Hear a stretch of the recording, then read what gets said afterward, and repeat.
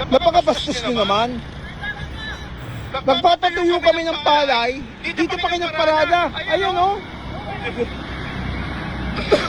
Sobra naman kayo. Bakit naman kayo ganyan? Bakit ang problema mo?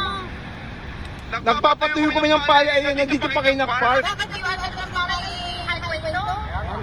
Eh baka naman pwedeng umalis kayo kasi kabastusan ho yan eh. Kabastusan. Eh dapat, doon na sa iyo mag-ano ng palay nyo, i-highway ito. Ginagawa niyo yung matiwalang palay. Ay sobra ka naman ate, ito yung hanap buhay namin eh.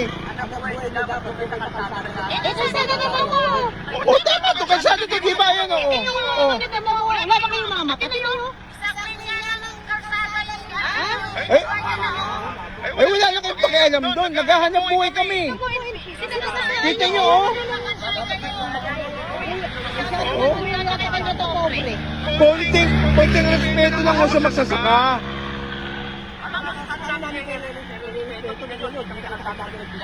Wala ka nang pakialam doon kung sa kalsada ka pinagbibilad. Oh. Eh, yung sa inyo, porket mayaman kayo, di kotse kayo. Bayan kayo magsalita. Kasalanan nyo, ayun o, nagpapatingin kami ng pala, ayaw nyo tanggalan sa sakyan nyo.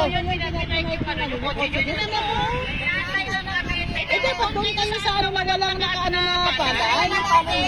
Bakit? Kayo, ano naman ginagawa ninyo? Nililinis dito ang palay, di ba kayo kumakain ng Sobra bigas? na. Palay yan, bigas yan. Kahit kalsada Sobra to. naman kayo. Tuwin ninyo yung palay.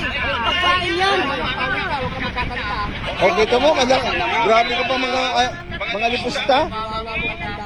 Pagsabihin mo yung kasama mo sa likod ha. Sobra. Kita nyo ito, sinagasaan yung palay namin. Nagpapatuyo kami, tapos sila pa yung matapang, ayaw nila umalis. Oh.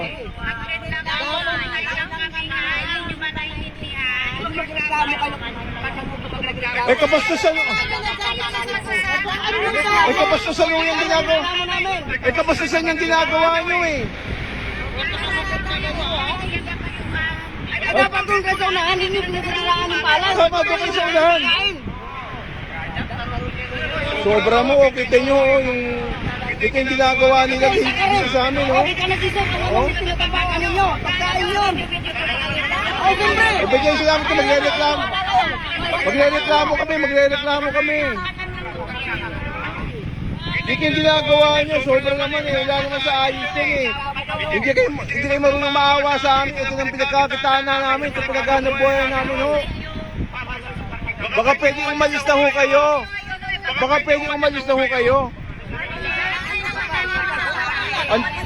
Ang tigas naman ang mukha nyo.